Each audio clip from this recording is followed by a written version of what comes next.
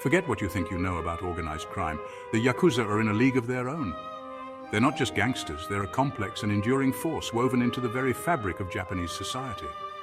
From their humble beginnings as bands of outcasts to their reign as powerful syndicates, the Yakuza's story is one of ambition, violence, and an uncanny ability to adapt and survive. Imagine a world where loyalty is paramount, tradition reigns supreme, and the line between good and evil is blurred. This is the world the Yakuza inhabit, a world where honor and brutality coexist, and where their influence extends far beyond the smoke-filled gambling dens and neon-lit streets they call home. To understand the Yakuza, we need to travel back in time to the Edo period of Japan, which spanned from 1603 to 1868.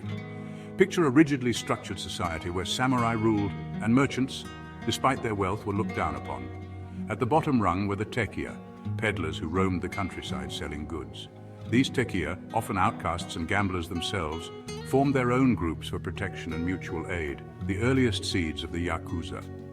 Alongside the tekiya emerged the bakuto, wandering gamblers who ran illegal dice games and honed their skills in the art of deception.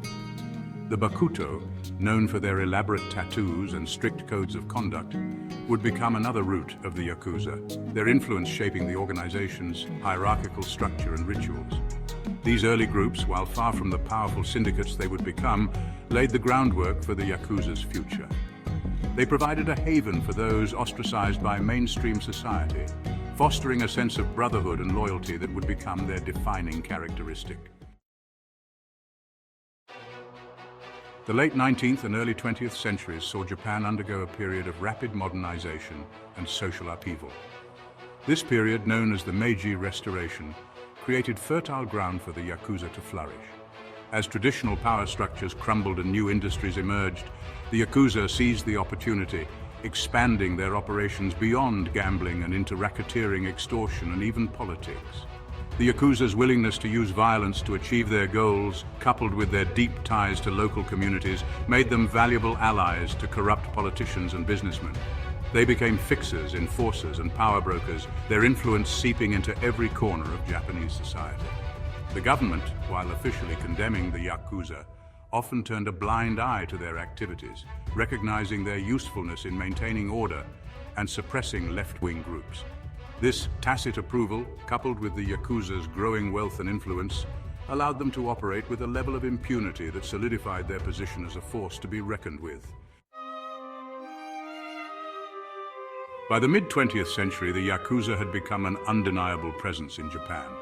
They controlled vast criminal empires, their fingers in everything from construction and finance to entertainment and prostitution.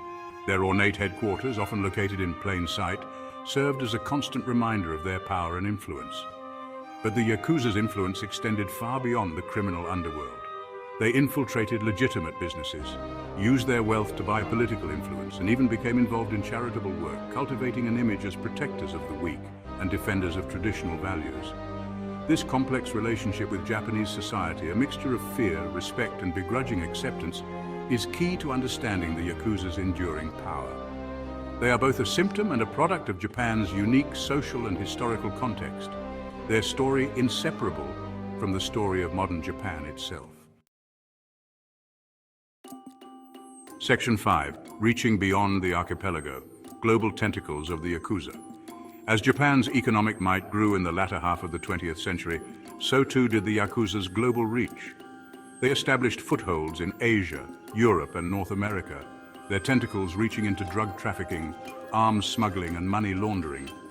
The Yakuza's international operations often involved collaborations with other criminal organizations, forming a complex web of alliances and rivalries that spanned the globe. Their ability to navigate different cultures and exploit legal loopholes made them formidable players in the international criminal underworld. From the bustling streets of Hong Kong to the casinos of Las Vegas, the Yakuza's presence became increasingly felt, their influence extending far beyond the shores of their island nation. Section 6. The Shifting Sands, Crackdowns, and the Yakuza's Uncertain Future. The 21st century has brought new challenges for the Yakuza. Increased law enforcement pressure, coupled with changing social attitudes and a shrinking pool of recruits, has weakened their grip on power. The once feared syndicates have found themselves facing an existential crisis. Government crackdowns, including the introduction of stricter anti-gang laws and increased surveillance, have forced the Yakuza to adapt their tactics. They have become more sophisticated in their operations, relying on technology and legal loopholes to evade detection. Despite these challenges, the Yakuza remain a resilient force. Their deep roots in Japanese society, coupled with their ability to adapt to changing circumstances, suggest that their story is far from over. Section 7, the Code of the Outlaw, Bushido, and the Yakuza. One of the most intriguing aspects of the Yakuza is their adherence to a strict code of conduct, often linked to the samurai code of Bushido. While this connection is often romanticized, it reveals a key element of the Yakuza's self-perception and internal discipline. Loyalty, honor, and respect for hierarchy are paramount within Yakuza organizations. Members are expected to be willing to sacrifice themselves for their superiors and to uphold the group's reputation above all else. This code of conduct, while brutal in its enforcement, provides a framework for order and control within the chaotic world of organized crime. The Yakuza's embrace of Bushido, however flawed, reflects their desire to be seen as something more than mere criminals. They see themselves as inheritors of a warrior tradition, bound by a code of honor that sets them apart from the rest of society. Section 8, Beyond the Stereotypes, the complex reality of the Yakuza. The Yakuza are often portrayed in popular culture as ruthless gangsters, their bodies adorned with tattoos and their fingers stained with blood. While this image is not entirely inaccurate, it fails to capture the full complexity of these organizations and the individuals within them. The Yakuza, like any large group, is made up of a diverse cast of characters. There are hardened criminals who wouldn't hesitate to resort to violence, but there are also those who are drawn to the organization for a sense of belonging, for the camaraderie and structure it provides. Understanding the Yakuza requires looking beyond the stereotypes and recognizing the human element within these organizations. It requires grappling with the difficult questions of poverty, social exclusion, and the allure of power that contribute to the Yakuza's enduring presence in Japanese society. Section 9, the Yakuza in popular culture. From films to video games. The Yakuza's mystique and allure have not been lost on popular culture. They have been the subject of countless films, television shows, books, and video games, their image often romanticized and their activities sensationalized. From classic Yakuza films like Kinji Fukasaku's Battles Without Honor and Humanity series to the popular Yakuza video game franchise, these portrayals offer a glimpse into the Yakuza's world, albeit often through a distorted lens.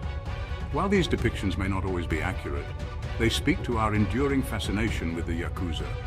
They offer a window into a world of danger, intrigue, and forbidden knowledge, tapping into our primal fascination with outlaws and rebels. Section 10, the enduring allure of the forbidden. Why we're fascinated by the Yakuza. The Yakuza's enduring presence in popular culture speaks to a deeper fascination with the forbidden and the transgressive. We are drawn to their stories because they offer a glimpse into a world that exists outside the boundaries of conventional society. The Yakuza, with their strict codes of conduct, elaborate rituals, and aura of danger, represent a world both familiar and alien. They are a reminder that even in the most ordered and technologically advanced societies, there are always those who operate outside the rules.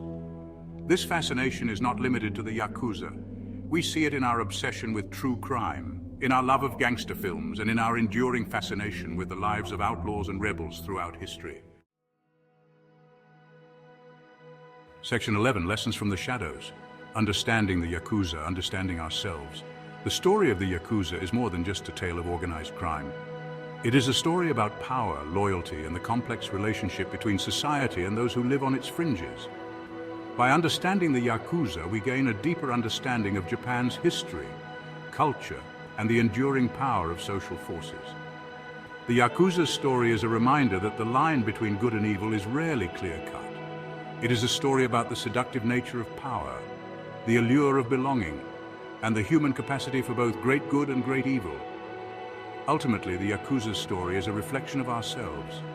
It forces us to confront our own fascination with the forbidden, our own capacity for both loyalty and betrayal, and the complex social forces that shape our world.